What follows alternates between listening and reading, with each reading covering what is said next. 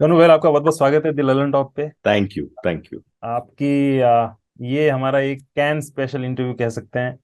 आपकी film Agra can में select हुई है वर्ल्ड प्रीमियर के लिए डायरेक्टर्स फोर्टनाइट में, जो 16 से 27 मई तक होगा मेरे हिसाब से ना कैन। जी, जी। जी, तो आप पहले तो मुझे ये बताएं कि कैसा ये जब वर्ल्ड प्रीमियर वाला आपका पूरा एक न्यूज़ बना तो कैसा कैसा फील हो रहा था आपको कि भाई फिर वहां जा रहे हैं दोबारा। और ऑनेस्टली मतलब ऐसा कुछ सोच के ना तो मैंने पहली फिल्म बनाई थी कि मैं उसको कान लेके जाऊंगा, या मैंने सेकंड फिल्म भी ये सोच के नहीं बनाई थी।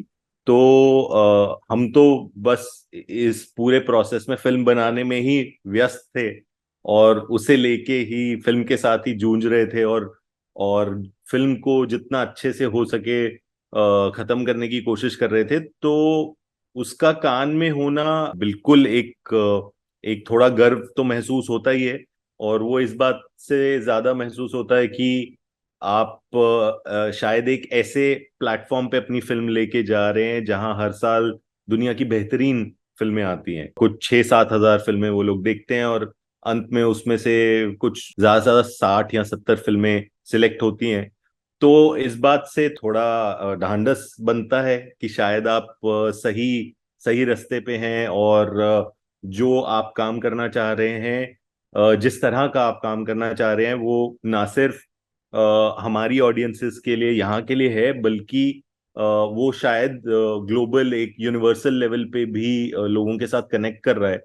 तो ये फीलिंग एक अच्छी फीलिंग होती है। और या इससे इससे रिलेटेड जो भी फील होता है, वो वही इस समय लग रहा है। कैन में इस बार आपकी फिल्म के अलावा अनुराग की कैनेडी भी जा रही है, तो उसको लेके क्या कहना चाहेंगे। दो फिल्म इंडिया की इस बार होगी वहां पे। नहीं, बहुत बहुत अगेन बहुत गर्व की बात है। बहुत अच्छा लगता है कि इस साल दो दो फिल्में हैं इंडिया से।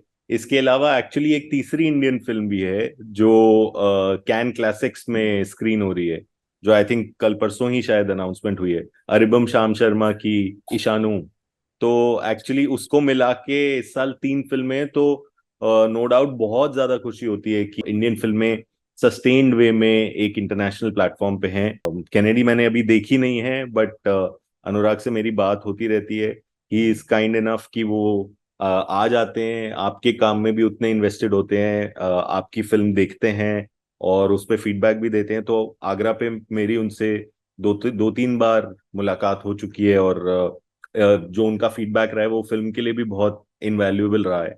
और होपफुली मैं एक्चुअली वो हम कैनेडी देखना चाह रहे थे साथ में, बट बिटवीन मेरा पोस्ट चल रहा है एक फिल्म का, तो मैच नहीं हो रहे शेड्यूल्स। बट कैन में ऑब्वियसली सबसे पहली फिल्म में उन्हीं की देखने के लिए लाइन में खड़ा हूंगा। तो I am also very curious to see उन्होंने इस बार क्या किया है, क्या फिल्म बनाई है। मैं आगरा पे आना चाहूंगा, उससे पहले एक आखिरी सवाल कैन को लेके ये था कि उस फेस्ट में ऐसा क्या स्पेशल है जो मतलब एक कहते हैं ना कि उसको लेके एक साल में एक बuzz क्रिएट होता है। जैसे वुडी एलन की एक फिल्म थी जिसमें वो डायरेक्टर का रोल करते हैं और उनकी आंखों की रोशनी चली जाती है डायरेक्शन के प्रोसेस में, तो पूरी फिल्म वो आंख बंद करके ही वो डायरेक्ट करते हैं। अब वो जब रिलीज होती है तो डर लगता है कि अब क्या होगा, अब तो सत्यानाश हो गया। तो रिव्यूज आते हैं फ्रांस से और प्रोड्यूसर वो बोलते हैं thank God the French exist. तो कैन को लेके ऐसा क्या खास है, वहाँ के ऑडियंसेस खास है, उनकी सेंसिबिलिटी है, या आर्ट को लेके जो एक उनका विरासत है, क्या ऐसा है। बिल्कुल कुछ ऐसा ही है। आई थिंक एक बहुत पुराना फेस्टिवल है यहाँ का, इस समय सबसे ज्यादा बढ़िया माना जाने वाला फेस्टिवल है। और एक बहुत पुरानी सिनेमैटिक हिस्ट्री है, सिनेमैटिक कल्चर है। फ्रेंच कल्चर भी कुछ ऐसा है कि बहुत सारी चीजें जो जो उनके लिए नई होती हैं या उन्हें नहीं भी समझ में आ रही होती हैं, उसकी तरफ उनका कल्चर काफी ओपन होता है। और साथ साथ मैं ये भी कहूंगा कि ऐसी कुछ चीजें जो इंसानी फीलिंग्स को और बिहेवियर को थोड़ा और डेप्थ में देखती हैं, या कुछ ऐसे एरियाज में घुसने की कोशिश करती हैं जो जो ज्यादातर लोग झेल नहीं पाते हैं या जहां जाना नहीं चाहते हैं। शायद वहां पर उस तरह के सिनेमा का एक शायद ग्रेटर टॉलरेंस है, अफिनिटी है, जो भी है उस वजह से भी एक कल्चरल ओपननेस है। अंडरस्टैंडिंग तो यहाँ भी उतनी है, मैं ऐसा नहीं बोलूंगा यहाँ अंडरस्टैंडिंग कम है। एक ओपननेस ब्रॉडर लेवल पे उनकी ऑडियंसेस में भी है, जो काफी इंटरेस्टिंग रहती है। जब भी आप अपना काम वहां पर ले जाके दिखाएं, शेयर करें, not just with a festival audience. ऐसा नहीं है कि सिर्फ कान में ही, बट तितली फ्रांस में रिलीज भी हुई थी, कमर्शियली भी रिलीज हुई थी। तो ऑडियंसेस भी जिस तरह रिस्पॉन्ड करती हैं बिकॉज ऑफ ओवरऑल जो उनका कल्चरल सिनारियो है, वो एक रिस्पॉन्स काफी खास है, और यूरोप के हिस्सों में या और दुनिया में भी इतना देखने को नहीं मिलता है। इंडिया में भी जैसे इफी को थोड़ा वैसा बनाने की कोशिश हो रही है कि हमारे भी कुछ ऐसे फेस्ट हों कि दूसरे लोग लालायित हों, तो आप वहां भी शायद आपने कभी आपको मौका मिला होगा, तो क्या इंडिया मैच कर पा रहा है या कर पाएगा, आपको कुछ लगता है? इफी एक्चुअली मैं बहुत साल से गया नहीं हूं, टू बी ऑनेस्ट। ना तो तितली इफी में थी, ना मेरा कभी भी कोई काम इफी में रहा है। तो इफी मैं एज अ स्टूडेंट गया हूं, करीब अब तो करीब 15-16 साल पहले, जब मैं फिल्म स्कूल में था। तब मैं इफी, हम लोग फिल्म स्कूल से ले जाए जाते थे इफी अटेंड करने के लिए। तो इफी अपने आप में एक वाइब्रेंट, काफी वाइब्रेंट कल्चरल रिसोर्स है, कल्चरल प्लेटफॉर्म है। और खासकर लास्ट ईयर स्पेशली, जैसे मुझे तो बहुत अच्छा लगा जिस तरह से नादाव लपिद आए थे, और नादाव लपिद ने खुले दिल से, खुले मन से, एक ऐसे माहौल में उन्हें जो लगा वो एग्जैक्टली वो बोल पाए। मुझे लगता है ऐसा ऐसा बोल पाना अपने आप में इफी जैसे प्लेटफॉर्म के लिए बहुत अच्छी बात है। एक शो करता है कि प्लेटफॉर्म अभी भी वाइब्रेंट है, और वहां पर डिसेंटिंग वॉइसेस के लिए, या ऐसी आवाजें जो आप सिर्फ एक हिस्से के हित में नहीं बोल रही, द मोमेंट आप ऐसी कल्चरल स्पेस में होती है जहां हर हर तरफ की बात हो सकती है, वो ऑब्वियसली उस प्लेटफॉर्म के बारे में आपको ये बताता है कि वो काफी अलाइव है, काफी वाइब्रेंट है, जो मेरे लिए एक बहुत अच्छी बात है इफी के बारे में। तो ये एज एन आउटसाइडर मैं इफी के बारे में इतना ही बोल सकता हूँ, बिकॉज मैंने ऑनेस्टली पिछले कुछ साल से इफी अटेंड किया नहीं है। हाँ, वो सरकार मेकओवर का कुछ कोशिश कर रही है, पिछले 1-2 सालों से कुछ नजर आया है ऐसा। मुझे आप बताइए आगरा के बारे में, क्या फिल्म है, क्या कहानी है? Agra basically film sexual repression के बारे में है, डिजायर के बारे में है। फिल्म की कहानी थोड़ी ऐसी है कि एक लड़का, तो फिल्म पूरी आगरा में ही शूट हुई है, इट्स सेट इन आगरा। एक लड़का है, 24-25 साल का लड़का है, जो एक बहुत अजीब से घर में रहता है। उसके उसके जो फादर हैं वो आंटी के साथ ऊपर रहते हैं, ऊपर वाली मंजिल पे रहते हैं, और आंटी इज हिज मिस्ट्रेस, उनकी रखेल है, तो वो अपनी रखेल के साथ ऊपर रहते हैं। और नीचे जो हमारा प्रोटैगनिस्ट है गुरु, वो अपनी माँ के साथ एक कमरे में सोता है। तो एक अजीब सा माहौल ऑलरेडी घर में है। कुछ ऐसे सेक्सुअलिटी के भूत घूम रहे हैं उस घर में, जिसके बारे में कोई भी बात करना नहीं चाहता है। तो ये एक अकेला ऐसा लड़का है जिसे कहीं पर ये फील होता है कि यार इस बारे में बात क्यों नहीं हो रही है, हमारे घर में क्या हो रहा है ये। हालांकि उसके पास शब्द नहीं है, उसे पता नहीं है, उसे समझ नहीं आता वो कैसे इस बारे में बात करे। लेकिन वो अपने ही थोड़े से पागलपन के तरीके से इस बारे में बोलने की कोशिश करता है कि मेरी एक गर्लफ्रेंड है, मैं उसको घर लेके आऊंगा, और मेरा कमरा बनेगा ऊपर। तो ऊपर घर पे एक छत है जो खाली है, जो सिर्फ आखिरी खुली जगह बची हुई है घर में।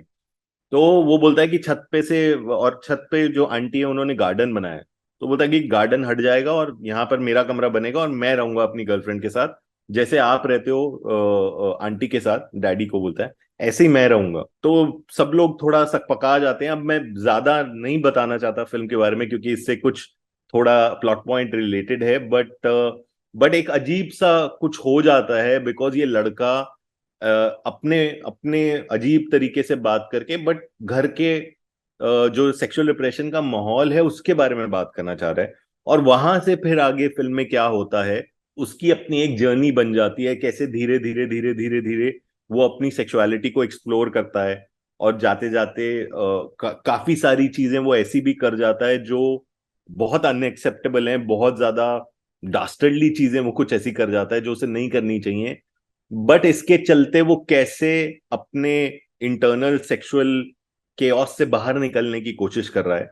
और ये सब चीजें हम बेसिकली हमारी सेक्सुअलिटी कैसे रिलेट करती है जिन घरों में हम रहते हैं। बिकॉज मुझे लगता है कि इंडिया एक बहुत ही स्पेसिफिक देश है इस मामले में, क्योंकि दुनिया में जो दो सबसे ज्यादा आबादी वाले देश हैं, चाइना और इंडिया, उनमें मेन फर्क यही है कि चाइना में इतने लोग हैं लेकिन जगह बहुत ज्यादा है। हमारे यहाँ 1.2 बिलियन लोग हैं लेकिन जगह बहुत कम है, और उसी थोड़ी सी जगह में हम सब लोग एक दूसरे के साथ फंसे हुए हैं, चिपके हुए हैं। तो फिल्म इस आइडिया को भी एक्सप्लोर करती है कि जब आप ऐसी तंग जगहों में होते हैं, तंग स्पेसेस में होते हैं, तंग घरों में होते हैं, तो वो जो स्पेसेस होती हैं वो आपकी सेक्सुअलिटी को कैसे अफेक्ट करती हैं, और आपकी सेक्सुअलिटी उन उन स्पेसेस को कैसे अफेक्ट करती हैं। और जो ये घर बनाने की उम्मीद, सपना होता है हर हर हिंदुस्तानी परिवार का, वो इस सब के बीच में कैसे जुड़ जाता है। किस तरह आप अपने सबसे ज्यादा इंटीमेट सेक्सुअल मोमेंट्स में एक सच्चाई जब ढूंढते हैं, और वो सच्चाई ढूंढते ढूंढते ढूंढते ढूंढते जब आप नंगे हो जाते हैं, तो उस नंगेपन के साथ और क्या क्या डिजायर्स उसके अंदर से निकल के आते हैं एक ऐसे मोमेंट में जो सिर्फ आपका और एक और आदमी का या औरत का प्राइवेट, सबसे ज्यादा सीक्रेट मोमेंट है। उसमें क्या डिजायर निकल के आते हैं, और वो इस सब स्पेस के रिलेशनशिप, घरों की चाहत, इस सब से कैसे जुड़ जाता है, और वहां से क्या निकल के आता है, उस सब को आगरा थोड़ा एक्सप्लोर करने की कोशिश करती है। आपने फिल्म बनानी स्टार्ट की थी तब इंडिया दूसरे नंबर पे था, आप शायद पहले नंबर पे आ गया पॉपुलेशन में। मुझे आप ये बताइए कि जैसे आपने जब तितली की तैयारी की थी, मुझे याद है हमने बात की थी, तो आपने बहुत ज्यादा रिसर्च किया था उस पर, कई साल लगाए थे। और जो उसमें आपने एक जैसे सर्कुलैरिटी और पॉलिटिक्स ऑफ फैमिली और पॉलिटिक्स ऑफ सर्कुलैरिटी, ये सब आपने जो बेस खोज के बनाए थे वो कमाल के थे। तो इसमें आपने कितना पीछे जाके ह्यूमैनिटी या सिविलाइजेशनल एस्पेक्ट्स को जाके देखा कि भाई टाइम टू टाइम कैसे रही है ये चीज, जब स्पेसेस ज्यादा थे, या जब गाँव के स्पेसेस तो बहुत बड़े बड़े होते हैं लेकिन वहां फिर सेक्सुअलिटी कैसी है, क्या वहां हम्म। रिप्रेस्ड है या नहीं है, क्या है? तो आप कहाँ, हम्म। किस निष्कर्ष पे पहुंचे? आपको क्या यूनिक चीजें देखने को मिली, पढ़ने को मिली? देखिए, इसको बहुत ज्यादा खाली सोशोलॉजिकल पॉइंट ऑफ व्यू से नहीं देखना चाहता था ये फिल्म को, बिकॉज मुझे लगता है जो सेक्सुअलिटी है और जो रिप्रेस सेक्सुअलिटी है वो हर ह्यूमन बीइंग में है। चाहे आप अर्बन माहौल में हो या रूरल माहौल में हो, विलेज में हो जहाँ स्पेस ज्यादा है या नहीं है, अ, मतलब स्पेस ज्यादा हो भी तो भी जो परिवार के अंदर के आपस के रिलेशनशिप्स हैं, उनमें स्पेस कितना दिया जाता है, जो नजर है परिवार की, वो आपके ऊपर कितनी है, राइट? तो ये जो स्पेस का इशू है कि घर फिजिकली छोटा होना, अब आप ऐसे फिल्म में भी घर देखेंगे तो वो कोई ऐसा नहीं है कि एक कमरे का घर है, घर तो बड़ा ही है, बट फिल्म ये भी एक्सप्लोर कर रही है कि स्पेसेस का रिलेशनशिप कैसे चेंज होता है। पर स्पेसेस में तो at the end of the day इंसान ही रहते हैं। तो मैं इसको बहुत ह्यूमन पॉइंट ऑफ व्यू से देखना चाह रहा था। एसेंशियली ये पांच छह कैरेक्टर्स हैं जो एक दूसरे से मिलते हैं इस फिल्म में, और वो कुछ ऐसी स्पेसेस में रहते हैं, कुछ बड़ी कुछ छोटी, लेकिन उन बड़ी छोटी स्पेसेस में, मतलब मैं आई गेस मैं ये बोलना चाह रहा हूँ गजेंद्र, कि ऐसा हो सकता है कि आप बड़ी स्पेस में रहते हो और आप किसी से मिलें जो छोटी स्पेस में रहता है, लेकिन आप जिस बड़ी स्पेस में रह रहे हैं वो भी तो उसी देश में एग्जिस्ट करती है जहां बाकी सब लोगों को ओवरऑल एक तंग माहौल महसूस हो रहा है। जिस माहौल में हम हैं उस पे लेंस जो है वो गेज, इमीडिएट गेज ये है कि हम टाइट स्पेसेस में हैं या टाइट स्पेसेस के थ्रू लेंस हो रहा है, लेकिन बात और भी बहुत सारे एस्पेक्ट्स की हो रही है। कई तो सारे एस्पेक्ट, जैसे फैमिली स्ट्रक्चर्स है, जॉइंट फैमिली के स्ट्रक्चर्स जो होते हैं हमारे, वो भी मैं है। बोल रहा हूँ फैमिली से भी बाहर निकल के, फैमिली से भी, फैमिली का एक माइक्रोकॉज्म है, लेकिन उस माइक्रोकॉज्म को भी हम और तोड़ दें तो at the end of the day पांच छह इंडिविजुअल इंसान हैं जिनकी सबकी अपनी सीक्रेट लाइव्स हैं, तो वो अपनी सीक्रेट लाइफ से जूझ रहे हैं, राइट? तो इसके अराउंड बहुत सारा रिसर्च करना ही था, उसके लिए काफी टाइम लगा। बट थिंक सबसे पहले मेरे लिए मुझे एक डर ये भी था कि मैं जो फिल्म बना रहा था उसका आइडिया यहां से आया कि मैं जब बड़ा हो रहा था एज एन एडोलेसेंट, 15-16 साल का था, लेके ऑलमोस्ट 25-26 साल की उम्र तक मुझे खुद एक तरह का सेक्सुअल रिप्रेशन महसूस हुआ। मुझे महसूस हुआ कि मैं शायद उस तरह से अपने आप को, अपने आप से या लोगों से बात नहीं कर पा रहा था, about this certain aspect of my life जैसे मैं करना चाह रहा था, पर उसके साथ साथ मुझे ये भी डर था कि मैंने अपने आसपास ऐसे जो और बहुत सारे केसेस देखे थे, वो इससे भी कहीं ज्यादा डिग्री तक रिप्रेस्ड लोग देखे थे। मतलब मैं शायद उतना नहीं उतनी मुश्किल से नहीं गुजरा था जितने मैंने आसपास और लोग देखे थे। और मुझे इवेंचुअली फिल्म को इस तरह का पीस बनाना था जो सिर्फ मेरा ना हो, जो जो एक लार्जर प्रॉब्लम को रिफ्लेक्ट करे। तो सबसे पहले तो मुझे रिसर्च करके बहुत ऐसे और सेफ तरीके मुझे ढूंढने पड़े जहां मैं उस डिग्री की फीलिंग पहले समझ पाऊं जो ये कैरेक्टर फील कर रहा है। तो इसका मैं छोटा सा एग्जांपल आपको ये दे सकता हूं कि मैंने खुद बहुत सारा टाइम चैट चैट रूम्स में स्पेंड किया, सेक्स चैट रूम्स में स्पेंड किया, जो आजकल हिंदुस्तान में बहुत पॉपुलर है और बहुत ज्यादा हो रहा है। तो मैं वहां जाकर posing as this fictional person, sometimes as a woman, मैंने बहुत समय व्यतीत किया लोगों से बात करते हुए और समझते हुए कि ये क्या है, ये क्या स्टॉर्म है जो लोगों को फील होता है, और क्या ऐसी ऐसी चीजें हैं जो वो बोल नहीं पा रहे हैं, पर यहाँ जहां उनको सेफ फील होता है इन एन अनोनिमस स्पेस, ऐसी क्या चीजें हैं, जो ऐसे क्या डिजायर्स हैं जिन पे बात हो रहा है, और उन सेक्सुअल डिजायर्स के नीचे और क्या है, क्या फीलिंग्स दबी हुई हैं। तो उस तरह की research help me get closer to जो गुरु फील कर रहा था। और ऑब्वियसली उसके अराउंड बहुत सारा एसोसिएटेड रीडिंग और थोड़ा बहुत स्पेसेस के बारे में पढ़ना, वो तो था ही, वो तो चालू था ही। ट्रांजैक्शनैलिटी का एस्पेक्ट क्या है इसमें? ये बहुत इंटरेस्टिंग सवाल है। बेसिकली जो मैं बात कर रहा था ना, गजेंद्र, की हमारे जो सेक्सुअल डिजायर्स होते हैं, वो एक तो सेक्स कई हद तक, काफी हद तक पावर के बारे में होता है। एक द मोमेंट आप ट्रूथफुली ऑनेस्टली एक सेक्सुअल एक्ट में एंगेज करते हैं किसी और के साथ, तो देर इज नो डिनाइंग कि पावर प्ले होता है। कोई एक बंदा पावर में रहता है और कोई एक बंदा पावर गिव अप कर रहा होता है। ऐसा भी हो सकता है कि वो चेंज हो सकता है, आप बारी बारी से पावर में हो सकते हो। लेकिन द मोमेंट आप सेक्सुअल इंटरैक्शन को पावर से मिक्स कर देते हो, तो आपको किसी तरह का ऑलरेडी एक किसी तरह का ट्रांजैक्शन शुरू हो चुका है, एक चाहत है। आप कुछ सामने वाले से लेना चाह रहे हो या देना चाह रहे हो, तो ये लेन देन ऑलरेडी उसमें है, राइट।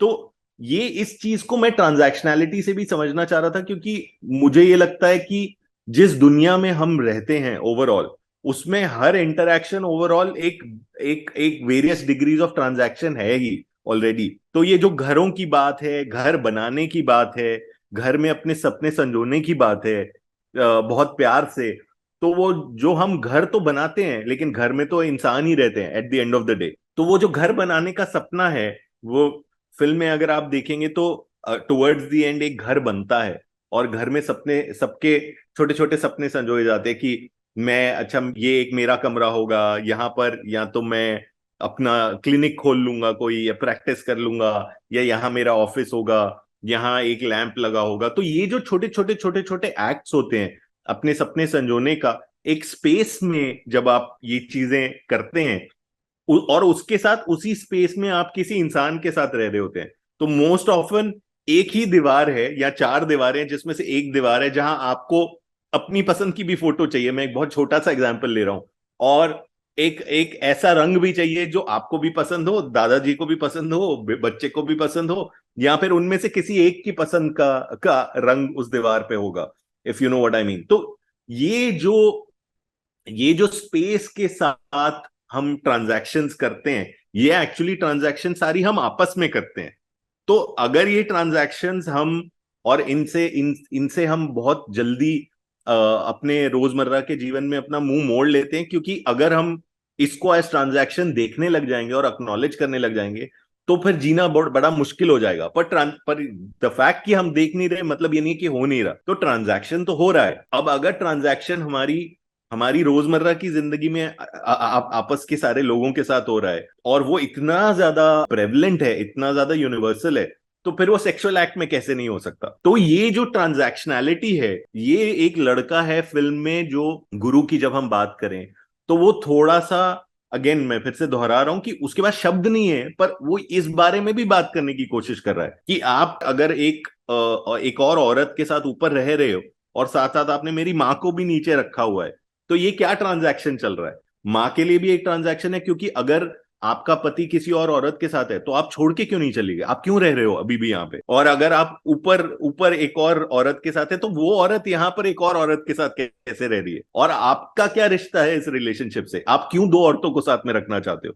तो ये एक बहुत कॉम्प्लेक्स वेब है उस घर में जो वो नोटिस कर रहा है, और इसके डिजायर के नीचे जो ट्रांजैक्शंस बैठी हुई हैं वो इसके बारे में बात करने की कोशिश कर रहा है। पर धीरे धीरे धीरे धीरे जाते जाते उसकी इनोसेंस ब्रेक होती है, और उसे कहीं ना कहीं रियलाइज होता है कि ये ट्रांजैक्शंस को से आप छुटकारा पा नहीं सकते हो, ये ट्रांजैक्शन आपके साथ हैं और इन्हीं के साथ जीवन बिताया जाता है। तो इस तरह की कुछ ट्रांजैक्शनैलिटी को at the end of the day, और पावर को with in sexual relationships, with in daily relationships, इस इन सब चीजों को फिल्म थोड़ा एक्सप्लोर करने की कोशिश करती है। पिता के रोल में राहुल रॉय है ना शायद, अगर मैं गलत नहीं हूँ। जी जी उनकी कास्टिंग कैसे हुई और आप उन पे क्यों आपका बना, कि क्योंकि उनका एक अलग बैकग्राउंड है एक्टिंग का, उनकी एक इमेज है। और जी हालांकि ये नया एक्सपेरिमेंट है, अमेजिंग लगेगा उनको देखना, पर वो ये कि उन्होंने कैसे किया होगा ये इस पे डिपेंड करता है। तो उन पे आपका जी। कैसे कंफर्म हुआ कि उनको लेना है? कैरेक्टर जो है फिल्म में, वो कैरेक्टर का नाम डैडी है, वो नाम ही डैडी है। तो कैरेक्टर थोड़ा एक सीरियल वुमनाइजर है, मतलब बहुत सारी औरतें एक साथ पालता है। दो तो हैं ही, एक तीसरी औरत के पीछे फिल्म में पड़ा हुआ है वो ऑलरेडी।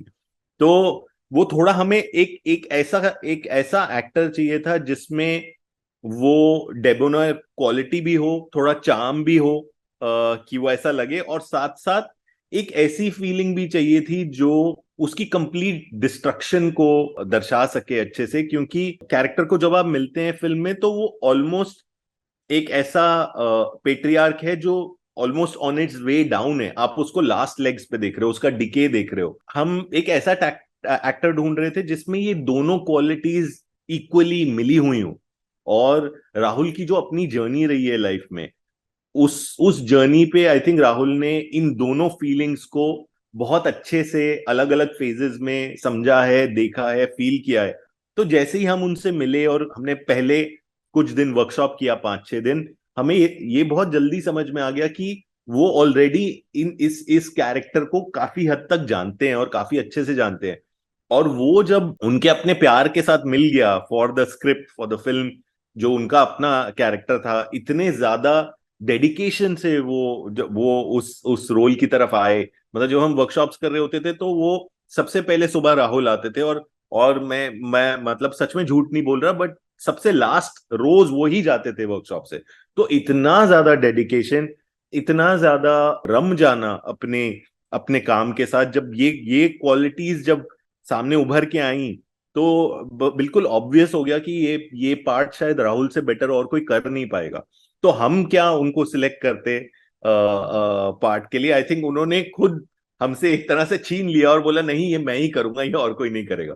राहुल रॉय को लेना एक बड़ा इंटरेस्टिंग सी चीज होती है इससे, कि जैसे कुछ ऐसे एक्टर्स रहे हैं जो अपने स्टार समय के सुपरस्टार्स थे, उनकी एक इमेज, जैसे राहुल रॉय की आशिकी की इमेज है, गाने अमेजिंग, फिर बिग बॉस में भी वो नजर आए, तो पर्सनल लाइफ में भी एक उनकी एक अलग छवि लोगों को देखने को मिली। बाद में मेन स्ट्रीम की फिल्मों में वो कामयाब नहीं हुए, और उनको किसी ने उस तरीके से नया एक कलेवर भी नहीं दिया, किसी डायरेक्टर ने कोई दे नहीं पाया। उसी तरीके से एक बड़ा इंटरेस्टिंग एक्टर है गोविंदा। गोविंदा अपने समय के बड़े सुपरस्टार हैं, और उनको भी उनका एक रीलॉन्च नहीं हो पाया, उनको नया कलेवर कोई नहीं दे पाया। जैसे मुझे ये लगता है, मान लीजिए कल को सलमान खान अगर फ्लॉप हो जाएंगे, उनकी मेन स्ट्रीम की फिल्में नहीं चलेंगी, तो आप जैसे filmmaker, indie filmmaker, offbeat art house filmmaker, उनको कहते हैं ना कि ऐसी शेल्फ लाइफ दे सकते हैं जो कभी इमेजिन नहीं की गई, क्योंकि आप लोग जानते हैं इनको कैसे हम नॉर्मल इंसानों की तरह प्रेजेंट करते हैं। जैसे राहुल रॉय को आपने जैसे पेश किया होगा, बड़ा इंटरेस्टिंग होगा, मैं अश्योर हूँ इस चीज को लेके। तो ये एक मैं मेरा मेरे मेरे मन में बड़ा एक जिज्ञासा थी कि जैसे मान लीजिए गोविंदा या सलमान खान जैसे एक्टर्स को अगर एक नई नजर से आप क्या देख सकते हैं, आपको लगता है कि बहुत ज्यादा स्टैटिक उनका हो चुका है, उनको मैं प्रोसेस नहीं कर सकता किसी स्टोरी में? क्या आप दे सकते हैं ओपिनियन इस पे? देखिए, मैं इस पे बस एक लाइन का जवाब ये दे सकता हूँ कि मुझसे ज्यादा सबसे पहले क्या वो लोग अपने आप को एक और नई नजर से देख सकते हैं या नहीं, ये ज्यादा जरूरी है।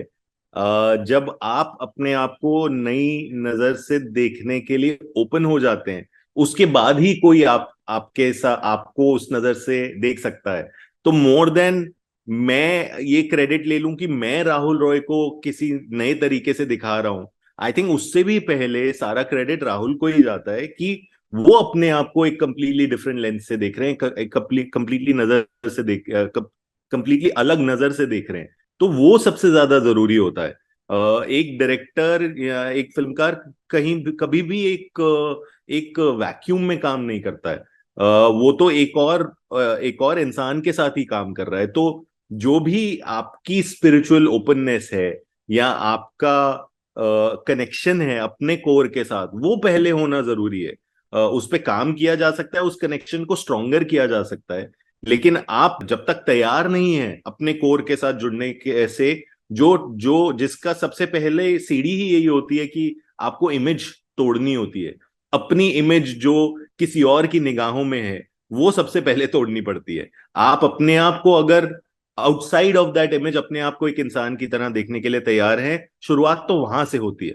तो द मोमेंट कोई भी एक्टर, ये सलमान की बात नहीं कर रहे, गोविंदा की किसी भी एक्टर की बात नहीं कर रहे, कोई आम से नॉर्मल एक्टर, अगर वो भी ये नहीं कर रहा है और वो भी अपने आप को यार लोग मुझे कैसा देखते हैं वो करेगा, तो उसके साथ भी काम नहीं किया जा सकता। तो ये तो किसी भी एक्टर के लिए ये अप्लाई होता है कि आपको अपनी तरफ गेज इंटरनल रखनी पड़ती है, और बाहर से आप अपने आप को नहीं देख सकते। तो वो जैसे ही होगा तो किसी के साथ भी कोई भी रोल करना मुश्किल नहीं है। उसके लिए बस एक प्रोसेस है, उस प्रोसेस पे, उस जर्नी पे जाना पड़ता है। द मोमेंट आपका ये पहला स्टेप हो गया तो जर्नी पे जाने के अलग अलग तरीके हैं, और वो जर्नी पे ले जाना किसी फिल्मकार का काम होता है, वो हम कर सकते हैं। मुझे आप गुरु के कैरेक्टर की कास्टिंग के बारे में जरूर बताएं, क्योंकि आपकी फिल्मों में जैसे अब अगर कोई पोस्टर आता है तो देखते हैं कि एकदम नया फेस है। आमतौर पे ये होता है कि आदमी होल्ड ऑन करने के लिए कुछ थोड़ा सा हैवी फेस रखता है, कुछ रखता है, पर आपकी वजह ये है कि आप शायद उसको उसका कोई रेफरेंस ही नहीं देना चाहते दर्शक के दिमाग में, जिस वजह से आपकी स्टोरी है वो सुप्रीम रहे और आपका मैसेज है, आपका एक्सप्रेशन वो आगे जाए। तो ऐसे में आपने कैसे फाइनल किया गुरु के कैरेक्टर में उसको, और उसकी जो एक फीमेल दोस्त होती है जिनका रोल प्रियंका ने किया है, शायद प्रियंका बोस ने किया है, तो इन दोनों की कास्टिंग पे कैसे और क्या ढूंढ रहे थे आप जो आपको मिला उनमें? मतलब गुरु की कास्टिंग शुरू से ही बहुत क्रूशियल रही थी। और मैं यूजुअली कैसे काम करता हूँ ना गजेंद्र, कि हम लोग लंबा एक वर्कशॉप करते हैं 3 महीने का। तो उस 3 महीने में से पहले महीने में जब क्लीन अप वर्क चल रहा होता है, हम जब एक्टर किसी भी एक एक्टर को लेते हैं तो उनके साथ पहले जो हम बोलते हैं क्लीन अप करते हैं, कि जितने भी आपने सारे रोल किए हैं या जो भी किया है वो भूलने का काम सबसे पहले, ताकि आप शून्य तक आए और शून्य से फिर हम आपको आगे लेके जाएं। तो उस प्रोसेस में जो पहले महीने का प्रोसेस होता है, उसमें यूजुअली मैं हर रोल के लिए 3 एक्टरों के साथ काम करता हूं, और सब एक साथ काम करते हैं पेयर्स में, ताकि हम ये भी देखते हैं कि कौन किसके साथ कैसा जा रहा है। तो शुरुआत में हम ऑलमोस्ट 3 गुरु के साथ काम कर रहे थे। और उसमें हमेशा गुरु के लिए मेरा मेरा एक थोड़ा सा एक फियर था कि क्योंकि कैरेक्टर इतना डिफिकल्ट है और वो इतनी ज्यादा खराब चीजें कर रहा है और अनएक्सेप्टेबल चीजें कर रहा है फिल्म में, कि आपको एक ऐसा एक्टर चाहिए जो उस सब के थ्रू खींच के आपको अपने साथ ले जा पाने की एबिलिटी रखता हो। तो हमारे पास एक्टर तो तीनों इक्वली अच्छे थे at the end of the day, और अलग अलग चीजें हमें मिल रही थी उस परफॉर्मेंस के लिए उन तीनों से। लेकिन आई थिंक मोहित में जो सबसे अच्छी बात थी कि एक फिजिकलिटी थी जो बहुत इम्पोजिंग फिजिकलिटी नहीं थी, और उसके फेस पे एक एक सर्टन इनोसेंस है जो आपको खींचती है और आपको उसको देखने का मन ज्यादा करता है। तो मेजर फैक्टर यही था, obviously apart from his performance as an actor. उसने काफी बढ़िया काम किया और काफी ऑनेस्ट काम किया है। तो वो तो था ही, वो तो तीनों एक्टरों में था और मोहित में भी बहुत था। बट वो जो एक फिजिकलिटी थी और एक इनोसेंस थी, वो मेरे लिए बहुत जरूरी थी इस कैरेक्टर के लिए। और एक्चुअली शायद हमने एक थोड़ा सा ट्रिकी डिसीजन लिया मोहित को लेने के लिए। फिजिकलिटी ने भी काफी बड़ा पार्ट प्ले किया, क्योंकि मोहित जब आए थे और जब तैयार हो रहे थे तो मोहित का अपना पर्सनल एक्सपीरियंस काफी ऑपोजिट है कैरेक्टर के, क्योंकि वो लड़कियों के साथ काफी खुले हुए थे और काफी चार्मिंग है, एज एन एक्टर भी काफी चार्मिंग है। तो थोड़ा सा हमें ये डर था कि ये गुरु को कितना समझता है लड़का। बट कुछ एक्सरसाइजेस करते हुए हमें ये क्लियर हो गया कि ना भी समझता हो, मोहित इतना सेंसिटिव है कि वो उस जर्नी पे जा सकता है हमारे साथ। तो उसकी फिजिकलिटी, उसकी इनोसेंस, और फिर उसको मोल्ड करना, उसको उस प्रोसेस पे लेके जाना, समझाना कि यार ये वो लड़का नहीं है, इसको जस्ट शायद इसने आज तक कभी सेक्स किया ही नहीं है लाइफ में, इसको एक्सेस ही नहीं है। तो वो जर्नी पे फिर हम मोहित के साथ गए और एक स्टेप बाय एक स्टेप उसको उसको तैयार करते रहे, पकाते रहे उस पार्ट के लिए। बट ये चीजें कुछ इंपॉर्टेंट थी। जहां तक प्रीति का सवाल है, जो पार्ट प्रियंका करती है, प्रियंका बोस, वो पार्ट मैं ऑलमोस्ट प्रियंका के लिए लिखा था। जब मैं लिख रहा था तब भी मेरे दिमाग में बाकी जो पांच छह छह प्राइमरीज हैं, सात फिल्में, उनमें से एक एक एक्टर था जो मेरे दिमाग में था हमेशा से, वो प्रियंका ही थी। और थैंकफुली मतलब प्रियंका ने जैसे ही स्क्रिप्ट पढ़ी, उसको भी रोल बहुत अच्छा लगा, क्योंकि ये रोल ही ऐसा था जो उसको इस तरह से देख रहा था जिस तरह से कभी प्रियंका को देखा नहीं गया था किसी भी और फिल्म में। उसके बाद जो सारी तैयारी थी वो उसके साथ हुई, चाहे वो फिजिकलिटी हो, बिकॉज वो एक ऐसा किरदार प्ले करती है जिसका एक पोलियो लिम्प है, तो वो थोड़ी सी फिजिकली डैमेज्ड है। तो ये जो यूनियन भी है एक मेंटली मेंटली डैमेज, मैं उसे मेंटली डैमेज नहीं बोलूंगा, बट मुझे मालूम है उस परिवार के जो बाकी सारे लोग हैं जो शायद खुद उससे ज्यादा पागल है, बट वो उसको मेंटली डैमेज बोलते हैं। तो जो एक्सटर्नल गेज था इन दोनों एक्टर कैरेक्टर्स पे, कि एक मेंटली डैमेज्ड लड़का एक फिजिकली डैमेज्ड औरत से मिलता है, और वो दोनों अपने अधूरेपन में, या उन्हें जो अधूरापन लोग महसूस कराते हैं, उस अधूरेपन में वो एक दूसरे के साथ आके एक नया होल फील करते हैं। वो हिस्सा फिल्म का भी एक एक तरह से देखा जाने वाला था। तो मोहित और प्रियंका के साथ साथ वर्कशॉप्स करके वो रिलेशनशिप डेवलप करना, और उस जगह से, उस लेंस से इस रिलेशनशिप को देखना, वो एक अलग इम्पोर्टेंट एक layer of of workshops exercise था जो इन दोनों के पल्ले पड़ा और हिस्से में आया। बट हाँ, मेन कैसे आए ये फिल्म के साथ जुड़े, तो ये ही मेन कहानी है। प्रियंका का क्या आपने कौन सा काम देखा जो आपको बहुत अच्छा लगा था, इस वजह से फाइनल किया था आपने, कौन सी फिल्म? मैं यूजुअली ऑनेस्टली ऐसे काम देख के कास्ट करता नहीं हूँ। प्रियंका से मैं मिला हुआ था in social situations. I was aware कि वो एक्टर, मैंने ऑब्वियसली लायन देखी हुई थी और कुछ और काम भी मैंने प्रियंका का देखा हुआ था। प्रियंका के साथ एक्चुअली मैंने बहुत पहले काम किया हुआ था ऑलरेडी। प्रियंका, अच्छा। आपको वो याद हो ना हो, had one of her first main parts in LSD. तो एलएसडी में जो तीसरी कहानी थी जर्नलिस्ट वाली, जिसमें हम्म। अमित सियाल थे, उसमें प्रियंका अमित सियाल की बॉस प्ले करती हैं, हॉस्पिटल में उनसे मिलने आती हैं जब वो उनको चोट वोट लग जाती है। तो प्रियंका के को एक्चुअली मैं तब से 2010 से जानता हूं, क्योंकि मैंने एलएसडी पे काम किया था। तो आई was aware of lot of her work. But मैं ऑनेस्टली कभी भी कोई डिसीजन काम और कोई काम देख के नहीं नहीं लेता हूं, क्योंकि हर एक्टर हर एक स्पेसिफिक कॉन्टेक्स्ट में कुछ कर रहा होता है। मुझे नहीं लगता उनका पुराना काम देख के उनकी एबिलिटी को किसी भी तरह पॉजिटिवली या नेगेटिवली किसी भी तरह जज करा जाना चाहिए। आप एक एक्टर से पर्सनली मिल सकते हैं और उनको एक अपने कॉन्टेक्स्ट में एक एनवायरनमेंट में डाल सकते हैं जहां वो कुछ परफॉर्म करें। And I think that's the best way to know कि कोई एक्टर आपकी फिल्म के लिए वर्क कर रहा है या नहीं कर रहा। वर्कशॉप्स किसने ली थी आपके? सो वर्कशॉप्स ली थी प्रशांत सिंह ने। प्रेप में वर्कशॉप्स प्रशांत सिंह ने करी थी, जो कास्टिंग डायरेक्टर भी हैं। और शूट के दौरान एक और extra workshop just before the shoot was artist collective, जो अतुल मोंगिया की कंपनी है, उनके यहाँ से कनिष्का कनिष्का अग्रवाल ने कुछ वर्कशॉप्स ली थी फिल्म फिल्म शुरू होने से पहले। जैसे तितली की वर्कशॉप में अतुल ने ही तितली की वर्कशॉप ली थी मेरे हिसाब से, तो तितली की जी। वर्कशॉप में ये इशू आया था कि जैसे शशांक का जो कैरेक्टर था वो थोड़ा इंग्लिश थिएटर के बैकग्राउंड से आया था, तो जिस कैरेक्टर में उसको जानना था वो ऑलमोस्ट नहीं जा पा रहे थे, तो कुछ अनयूजुअल ट्रिक्स का इस्तेमाल करके अतुल ने और ने उनको उस स्पेस में धकेला। क्या इस जी। फिल्म के लिए भी ऐसा हुआ था कि जो लीड कैरेक्टर्स उनको रियलाइज करवाने के लिए कि हमारा कैरेक्टर किस माइंड स्पेस और परेशानी में है, आप एकदम वैसा फील करो, उसके लिए आपको वर्कशॉप्स में कुछ ट्रिक्स वैसे यूज करनी पड़ी, एक्सट्रीम्स में जाना पड़ा? हाँ, काफी सारे। एक्चुअली मैं ज्यादा अब बात नहीं करना पसंद करता हूँ उस सब के बारे में, क्योंकि शायद एक ऐसा इमेज बन जाता है, एक मिथिफिकेशन बन जाता है एक फिल्म मेकर का, जो मैं करना नहीं चाहता। क्योंकि जेन्युइनली जब आप ऐसे तरीके इस्तेमाल करते हो, तो आप उन्हें शौक के लिए नहीं इस्तेमाल करते हो, या किसी को टॉर्चर करने के लिए नहीं इस्तेमाल करते हो। It's done in the service of the film, और आप एक कैरेक्टर तक पहुंचने की के लिए अलग अलग तरीके इस्तेमाल करते हैं। तो हाँ, ऐसे बहुत सारे तरीके थे। जैसे गुरु के लिए जो मोहित ने पार्ट किया, he had to be on a regimen of no sex for almost 6 months before preparing the film while we were shooting, because मैं नहीं चाहता था कि उसको किसी भी तरह से वो आउटलेट फील हो जो जो कैरेक्टर को नहीं फील हो रहा है।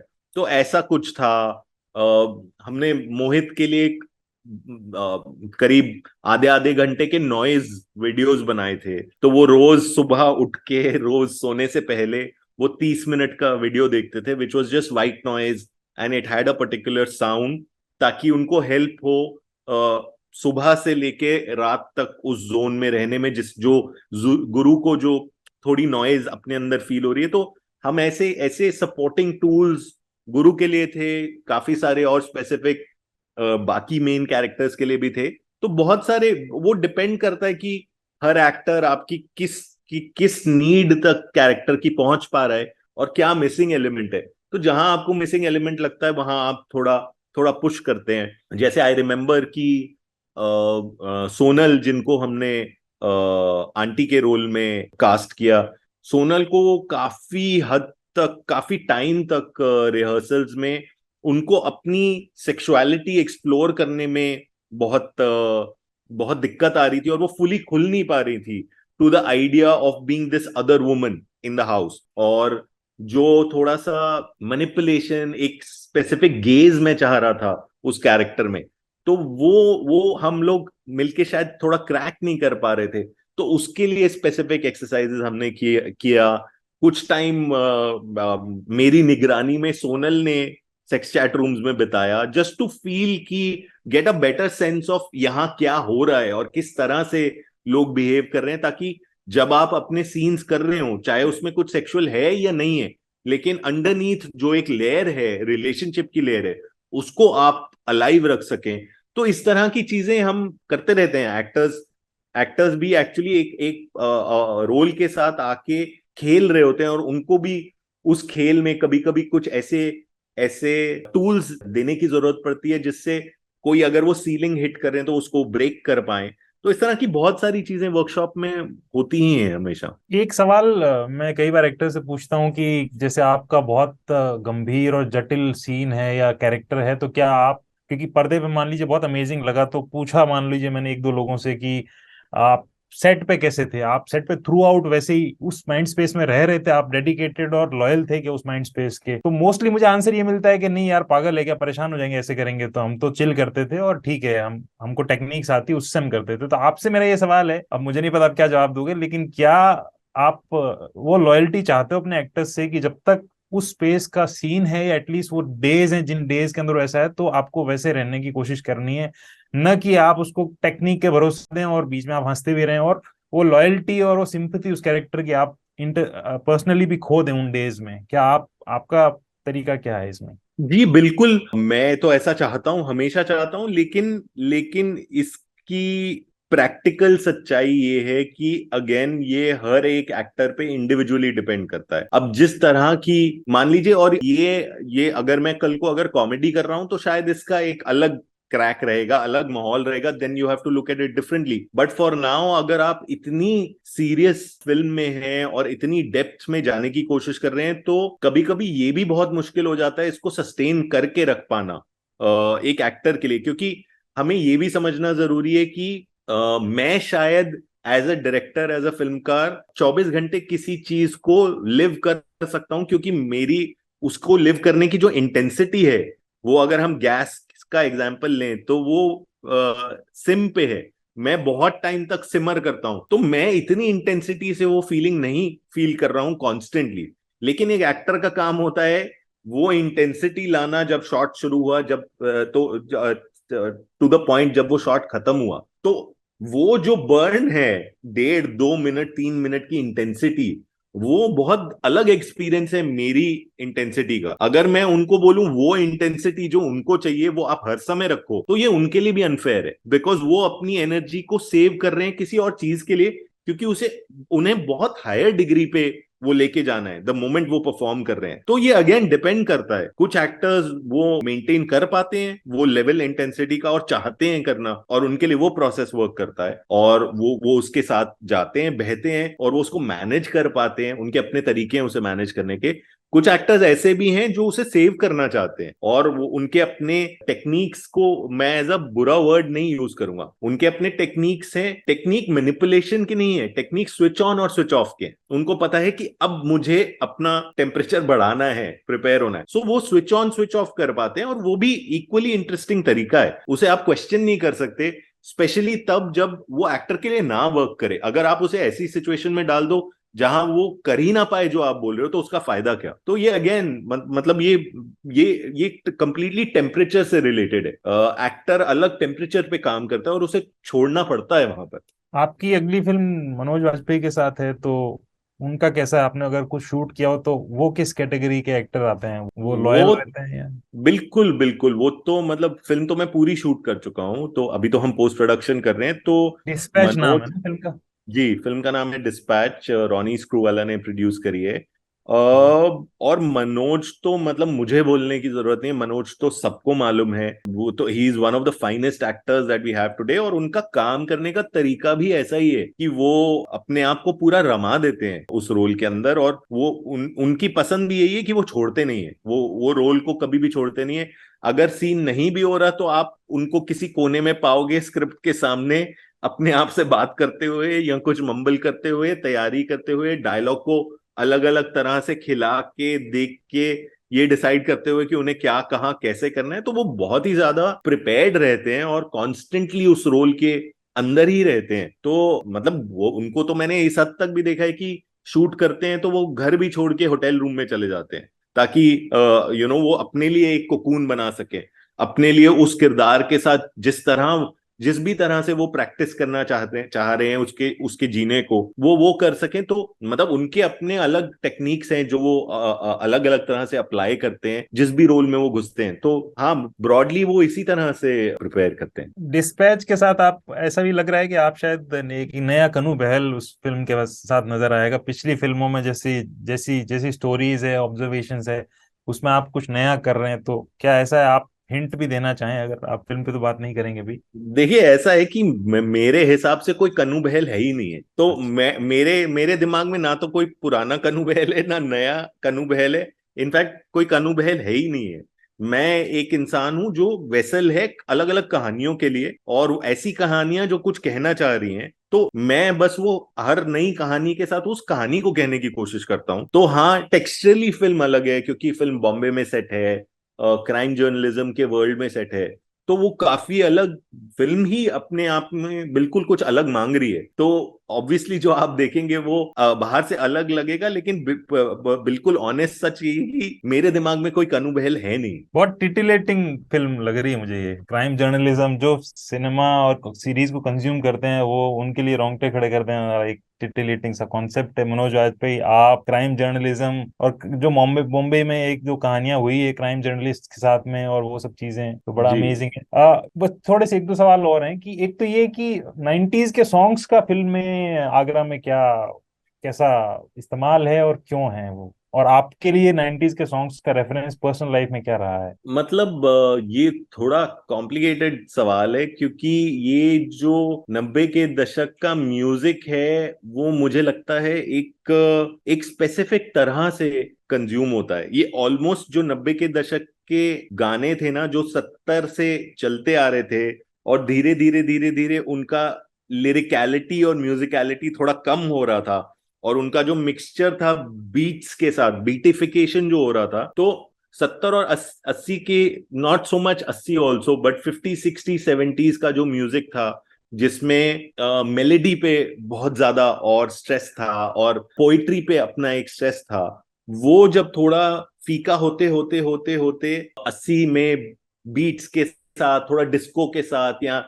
मैं बहुत ब्रॉडली लूजली बोल रहा हूँ जितनी मेरी लिमिटेड नॉलेज है म्यूजिक के बारे में, but I am trying to come at it from a very human observation that I have, which is that जब वो मिली ना, वो बीट्स वाले जोन से मिला, तो 90 तक आते आते वो ऑलमोस्ट एक नोस्टैल्जिया बन गया म्यूजिक का। तो 90 के दशक का म्यूजिक जो है, उसमें एक अजीब सा नॉस्टैल्जिया भी भरा हुआ है कुछ पुराने दिनों के लिए, और उसमें कुछ ऐसा बीटिफिकेशन भी है जो आपको नॉस्टैल्जिया के साथ साथ एक सर्टन कामनेस देता है। तो इवन आज आप जाके देखेंगे एक सर्टन क्लास में म्यूजिक बजता हुआ, तो ये काफी सेफ म्यूजिक है, जो एक काम सा एक उसकी याद दिलाता है। तो काफी जगह 90 का दशक एक सर्टन क्लास में बजता, 90 के दशक का म्यूजिक जो है वो एक सर्टन क्लास में बजता है। और मुझे लगता है उसका एक स्पेसिफिक कारण है, क्योंकि वो आपको ऐसा फील कराता है, शायद ये सब मिलके जिसके बारे में मैंने बात करी कि सब ठीक है, शायद सब ठीक है, ऑलमोस्ट ठीक है, तो वो जो ऑलमोस्ट ठीक है वाली फीलिंग है, वो मुझे लग रहा था just in terms of the oral landscape of the film, sound design of the film, क्योंकि फिल्म ऐसी चीजों की बात कर रही थी जो हम यूजुअली अपने आप से बात नहीं करना चाहते हैं और छुपा के रखते हैं। वो जो लेयर है उस म्यूजिक की, मुझे लगता है वो एक काउंटर पॉइंट देती है कि कोई एक दो ऐसे किरदार हैं जो बात कर रहे हैं, लेकिन उसके नीचे एक ऐसा म्यूजिक है जो सब ठीक है वाले वाले सम को बरकरार रखता है। तो वो मुझे लगता है कि बहुत इंटरेस्टिंग एक काउंटर पॉइंट है इस स्ट्रगल के अगेंस्ट, जो बात करने के स्ट्रगल के अगेंस्ट ना बात करने का सब ठीक है वाला फीलिंग। तो वहां से कहीं से आई मीन ये शायद मेरा पर्सनल रिलेशनशिप है या ऑब्जर्वेशन है उस टाइम के म्यूजिक के बारे में, तो मुझे लगता है वो थोड़ा सा वहां से आता है फिल्म में। आपको पर्सनली पसंद है 90s के गाने, आशिकी के गाने, और एकदम जो टेम्पो म्यूजिक बजता है, आप क्योंकि आपने अपने जवानी के दिनों में सुने होंगे और उनका एक नॉस्टैल्जिया बन जाता है, लॉजिक नहीं होता, पॉलिटिकल जी करेक्टनेस नहीं होती, तो जी। आपको पसंद है। और कुछ कुछ गाने तो बहुत पसंद है, और स्पेसिफिक मूड्स के लिए स्पेसिफिक चीजें पसंद है। मतलब मैं उतना ही बॉलीवुड भी सुनता हूँ जितना वेस्टर्न क्लासिकल सुनता हूँ, जितना इंडियन क्लासिकल सुनता हूँ, तो ये बिल्कुल डिपेंड करता है कि आप किस मूड में हैं। But as I said, 90s का म्यूजिक तो obviously has a special place in my life, because मैं उन दिनों में बड़ा हो रहा था, अपने होश संभाल रहा था। मतलब मैं 10-12 साल का था तब जब से घुसा, तो मेरा भी first exposure to music Bollywood music ही था, क्योंकि आप एक छोटे से शहर से आ रहे हो। तो ऑब्वियसली मैं बड़ा हुआ हूँ काफी हद तक 90 के म्यूजिक के अराउंड। तो हाँ, एक एक बड़ा एक्सपीरियंशियल इन्फ्लुएंस तो है। तितली जब आप बनाई आपने और हमारी बात हुई थी, तब आगरा का जिक्र आया था कि अगली फिल्म आगरा है, तो टाइम ज्यादा क्यों लगा आपको? और इतना टाइम लगने से क्या दिमाग में कभी हतोत्साहित हो जाते हैं आपकी, यार कुछ ये प्रॉब्लम आ रही है या कुछ? क्योंकि वो लगातार उस 7 साल, 5 साल, 8 साल, 10 साल किसी प्रोजेक्ट को सस्टेन करना अपने ब्रेन में और आउटसाइड में जो आपके पर्सनल लाइफ में हो रहा है या और चीजों में हो रहा है, फाइनेंशियली हो रहा है, तो एक तो ये इतना टाइम क्यों लगा, और दूसरा क्या ये फिजिबल है? आपको परेशान नहीं करती ये चीज? देखिए, मैं आपका दूसरे सवाल का जवाब पहले देता हूं कि मुझे ये उतना ही परेशान करता है जितना हर किसी को आज की दुनिया में, जिस दुनिया में हम जी रहे हैं, सर्वाइवल जितना परेशान हर किसी को कर रहा है, मुझे भी उतना ही करता है। क्योंकि मुझे नहीं लगता ये मेरे अकेले की लड़ाई है। मुझे नहीं लगता कि मैं ऐसी कोई एक प्रिविलेज्ड पोजीशन से फिल्में बनाता हूं कि मेरा कोई 80 करोड़ का बजट है या 100 करोड़ का बजट है या मेरे पास कोई स्टार है। वैसी वैसे तो मैं अपने आप को देखता भी नहीं हूं। तो जितना स्ट्रगल एक आम आदमी को पिछले कुछ सालों में फील हो रहा है कुछ भी करने के लिए जो वो करना चाहते हैं, उतना ही स्ट्रगल मुझे भी फील हो रहा है, और उतनी ही हताशा मुझे भी फील हो रही है। तो बिल्कुल ये है, लेकिन इसका एक larger socio political cultural context है। इस हताशा को या इस बढ़ती हुई जूझ को मैं सिर्फ अपने आप से नहीं जोड़ता हूं। तो वो तो रही वो बात। बाकी है ये स्पेसिफिक एक्सपीरियंस इस फिल्म का बनाने का, तो बहुत ऑनेस्टली मुझे शुरू से ही ये पता था कि ये बहुत डिफिकल्ट फिल्म होने वाली है, क्योंकि ऐसी फिल्म हिंदुस्तान जैसे देश में कितने ही लोग बनाना चाहेंगे। लेकिन उससे भी ज्यादा मैं इनको बोलूंगा, मेरे दो डर थे जब मैं जूझ रहा था, ये फिल्म के बारे में सोच रहा था या इसे लिख रहा था। एक डर तो मुझे पता था, जो ये वाला डर था जो मैं बोल रहा हूँ कि कौन बनाएगा। दूसरा डर था जो मुझे खुद भी नहीं पता था, वो ये था कि मैं खुद भी डरा हुआ था लिखने से। मुझे लग रहा था कि मैं बहुत करेज है मुझ में, और मैं बनाऊंगा ऐसी फिल्म। लेकिन कहीं पर अनकॉन्शियस लेवल पे मैं भी फुली नहीं लिख रहा था जो मैं लिखना चाह रहा था। तो मैंने करीब 6-8 महीने तक लिखा, एक ड्राफ्ट लिखा। उसके बाद मैं इटली में एक रेजिडेंसी के लिए गया, जहां मॉली स्टेन्सगार्ड मेरी मेंटोर थी, जो लार्स वॉन ट्रियर के लिए एडिट करती हैं। तो मुझे मालूम है, मुझे याद है, मैं 4-5 दिन तक मैंने उनके साथ काम किया। फिर शाम को हम बैठ के चाय पी रहे थे, तो उन्होंने मुझे मेरी तरफ बड़े अजीब तरीके से देखा और बोला कि यार तुम ये फिल्म क्यों बना रहे हो। तो मैंने बोला कि क्योंकि मैं सेक्सुअलिटी के बारे में बात करना चाहता हूँ, सेक्सुअल डिप्रेशन के बारे में। तो उन्होंने स्माइल किया और बोली कि अच्छा, तो फिर तुम बना क्यों नहीं रहे हो, लिख क्यों नहीं रहे हो। तो मैं थोड़ा सकपका गया ये सुन के, और मुझे उस समय रियलाइज हुआ कि मैं भी शायद फुली नहीं ओपन अप होके लिख रहा हूँ जो एक्चुअली लिखना चाहिए, क्योंकि मुझे डर लग रहा है वो लिखने में। तो वहां से फिर मैंने 1-2 महीने बिल्कुल कुछ नहीं लिखा और वेट किया, और अपने आप से बात की और बोला कि क्या करना है, क्योंकि अगर तो ये फिल्म करनी है तो फिर ये वैसे ही बननी चाहिए जैसे बनी है, नहीं तो मत बनाओ। तो वो एक डर था जिससे मुझे जूझने में थोड़ा वक्त लगा, बट इवेंचुअली मैंने डिसाइड किया कि नहीं, ये बननी चाहिए फिल्म, जो मुझे फील हो रहा है इस बारे में मुझे बात करनी है। और मुझे ऐसा लगता है कि और भी बहुत सारे लोग इस बारे में एक कॉन्वर्सेशन करना चाहेंगे, तो ये फिल्म बनानी जरूरी है। तो वो पहला फियर था।